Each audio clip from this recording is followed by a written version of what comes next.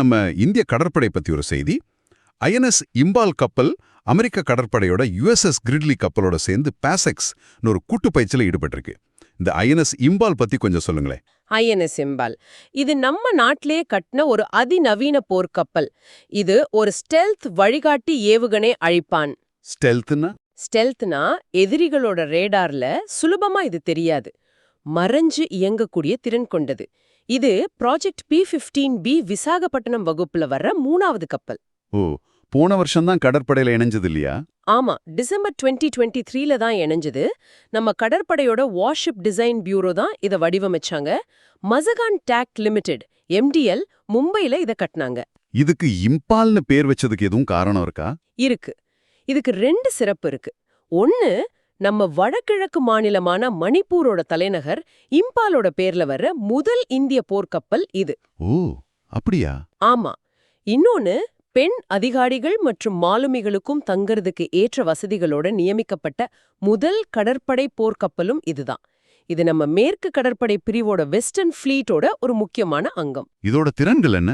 இது வான்லேருந்து வர்ற தாக்குதல், கடல்ல இருக்கிற மத்த கப்பல்கள், நீர்மூழ்கி கப்பல்கள்னு எல்லா விதமான அச்சுறுத்தல்களையும் சமாளிக்கக்கூடியது. ரொம்ப சக்தி வாய்ந்தது. டெக்னிக்கலா பாத்தீங்கன்னா 164 மீட்டர் நீளம், 7500 டன்னுக்கு மேல எடை, 4 சக்தி வாய்ந்த எரிவாயு விசையாழிகள் கேஸ் டர்பைன்ஸ் இருக்கு. அதனால 30 நாட்டிக்கல் மைல் வேகத்துக்கு மேல போகும், மணிக்கு 56 கிலோமீட்டருக்கு மேல. ஓ, பிரம்மோஸ் சூப்பர்சோனிக் ஏவுகணைகள், நடுத்தர தூர வான் பாதுகாப்பு ஏவுகணைகள், MRSAM, நம்ம உள்நாட்டிலே தயாரிச்ச நீர்மூழ்கி எதிர்ப்பு ராக்கெட் லான்ச்சர்கள், 76 மில்லிமீட்டர் சூப்பர் ரேபிட் கண்ணு பெரிய துப்பாக்கின்னு பலமான ஆயுதங்கள் இதுல இருக்கு. பாதுகாப்புக்கு நவீன கண்காணிப்பு ரேடார் இருக்கு.